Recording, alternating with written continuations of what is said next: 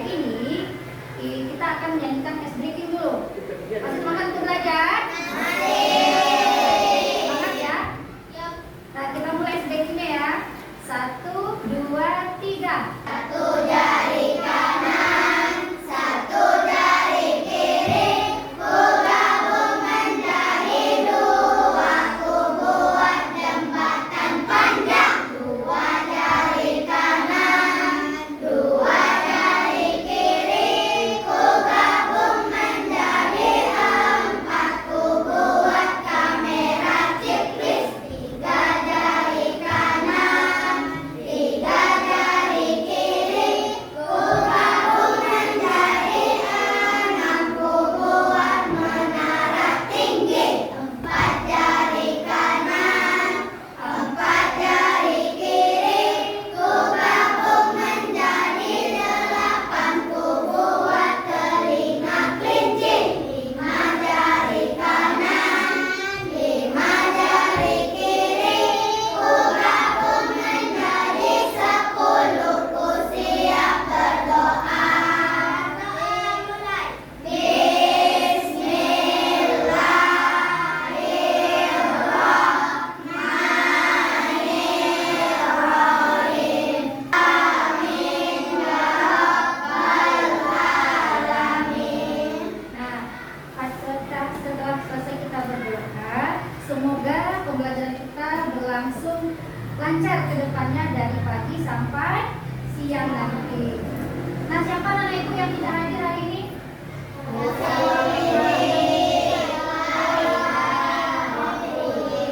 Semoga yang sakit kita doakan semoga cepat sembuh. Untuk bernyanyi lagi? Sama-sama ya.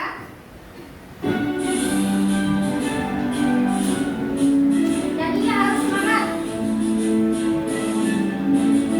Sorak bergembira, bergembira semua. Bendera negeri kita, Indonesia merdeka.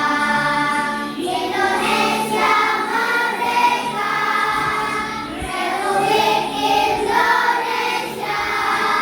Itulah hak milik kita untuk selama-lamanya. Sekarang ibu mau tahu bagaimana cara kita membuat rutinitas pada pagi itu lebih teratur sehingga nantinya tidak membuang-buang waktu. Coba Mutiara. Mengerjakan kegiatan pagi dengan baik. Bagus. Coba Ugi. Mengerjakan kegiatan dengan teratur, misalnya dengan bangun pagi jam 5. Ugi tadi bangun paginya jam berapa? 5:30. Sholat subuh? Ya. Baik, sarapan tadi? Ada. Dari pembahasan tadi, ibu berharap kan nantinya pada tujuan pembelajaran nanti anak ibu mampu memahami prinsip berpikir komputasional. Prinsip komputasional itu ada 4. Yang pertama, dekomposisi. Yang kedua, pola. Meningkatkan kepada abstraksi dan algoritma. Nah, kemudian lagi, nanti setelah selesai pembelajaran, ibu berharap semua murid ibu mampu menyelesaikan masalah sehari-hari secara sistematis dan berurutan. Sekarang ibu mau bertanya, kalau kita bangun tidur, apakah langsung kabur saja pergi ke sekolah? Misalkan ada kondisi kamar kita yang masih berantakan, apa yang kita lakukan pertama kali? Katakan siapa yang bisa? Halim. Membersihkan kamar sebelum pergi sekolah. Nah, contohnya apa membersihkan kamar? Merapikan tempat tidur. Apa lagi? Melipat selimut. Melipat selimut. Ada lagi? Menyusun bantal. Oh, menyusun bantal supaya rapi. Ada lagi? Menyapu kamar tidak? Jadi ada urutannya ya, kalau membersihkan kamar itu kita bersihkan dulu kasurnya. Kemudian apa lagi? Melipat selimut. Terus merapikan bantal dan terakhir adalah menyapu kamar.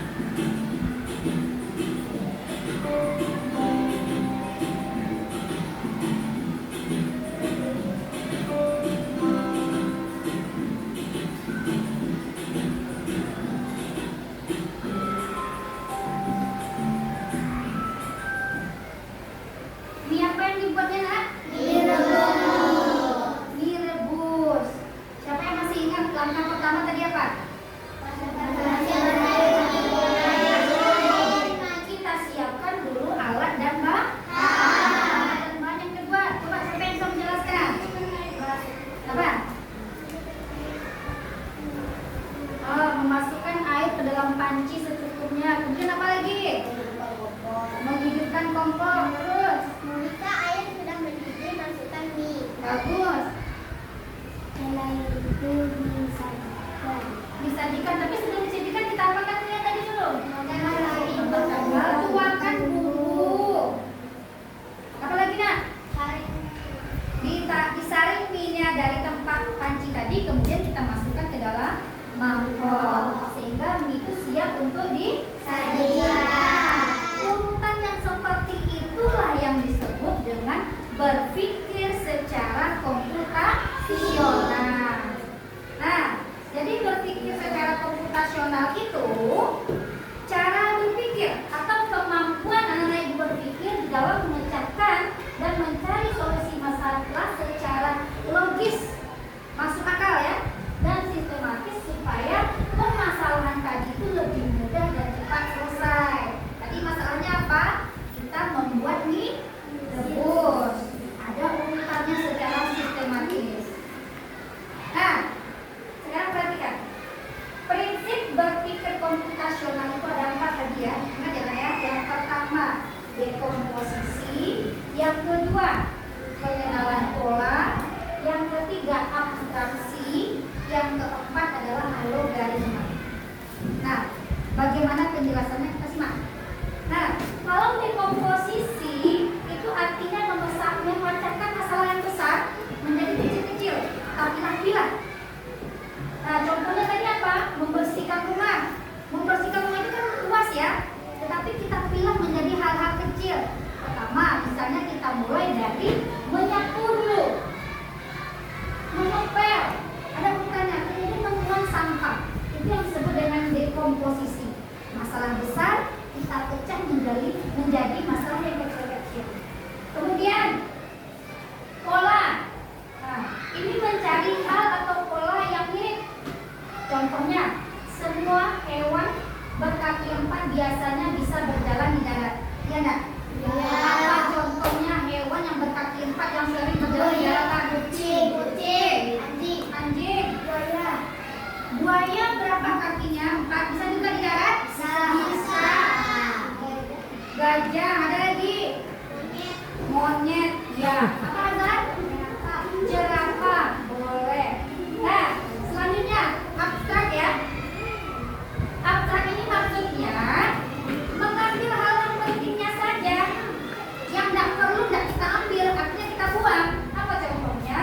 Contohnya ini, kalau mau membuat jus, kita hanya perlu tahu buahnya yang matang dan tidak perlu pohonnya ditanam. Tidak perlu kita mengetahui kapan pula pohon itu ditanam. Ya enggak? Misalnya kita bikin jus apel. Apakah kita perlu mengetahui kapan pohon apel itu ditanam? Tidak. Kita cukup mengambil yang fokusnya saja, yaitu jadi buah apel. Sampai di sini apakah ada pertanyaan? Tidak. Tapi sebelum menerima tantangan, ini ada sebuah game. Perhatikan begini Bu. Nampak sampai ke belakang? Nampak. Petunjuknya adalah bagaimana gambarnya itu bisa pindah ke sini. Caranya bagaimana? Ini ada pilihannya, ada bergerak maju, ada belok kiri, belok kanan dan mundur. Setelah selesai kita tentukan langkahnya, baru kita menekan run. Run itu artinya jalankan program ya. Ini sebuah contoh misalkan, kalau dia mau ke tujuannya lurus, apa yang kita lakukan? Bergerak maju. Bergerak maju. Kita tarik yang di sini teman. Kita coba? Ya. Ya. Kita coba yang selanjutnya lagi.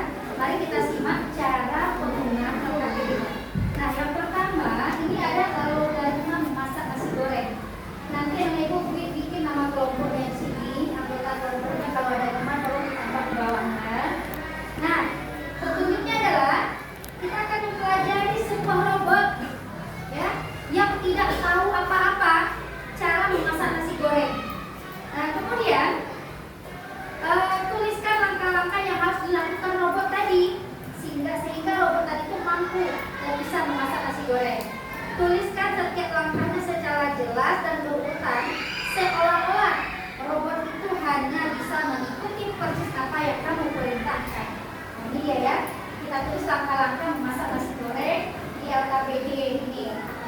Kemudian, LKPD yang kedua, detektif abstraksi. Ini kita akan menemukan alat dan bahan untuk membuat nasi goreng tadi.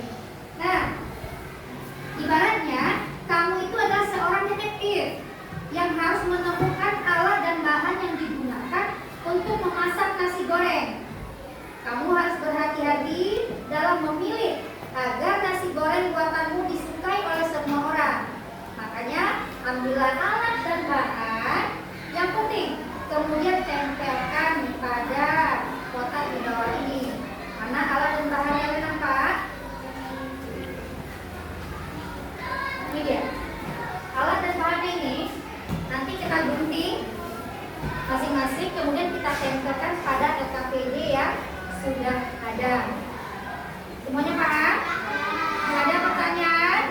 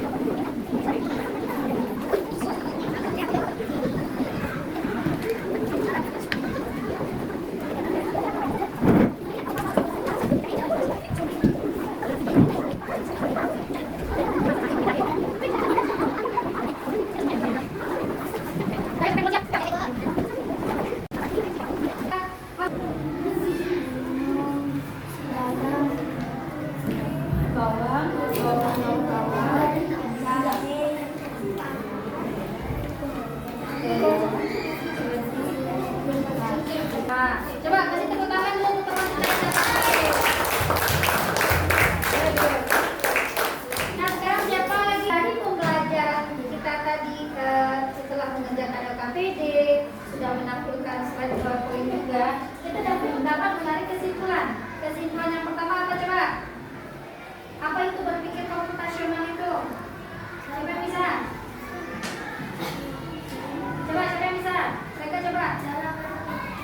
Berpikir komputasional adalah cara berpikir seperti komputer untuk memecahkan dan mencari solusi masalah secara logis dan sistematis supaya lebih mudah dan cepat. Supaya lebih mudah dan cepat dipahami. Apalagi kesimpulan yang dapat kita tarik selanjutnya? Lagi. Prinsip berpikir komputasional ada 4, yaitu dekomposisi, pengenalan pola, abstraksi, dan algoritma. Yang ketiga coba Azhar, baca Azhar. Abstraksi adalah mengambil hal penting dari sebuah informasi agar masalah lebih mudah diselesaikan. Abstraksi itu seperti kacamata fokus. Ia membantu kita melihat hal-hal yang benar-benar penting agar solusi bisa lebih cepat, dan tidak rumit. Nah, algoritma coba Reka. Algoritma adalah menulis urutan langkah secara jelas dan sistem untuk menyelesaikan masalah. Dalam algoritma kita bisa 1. Efisien atau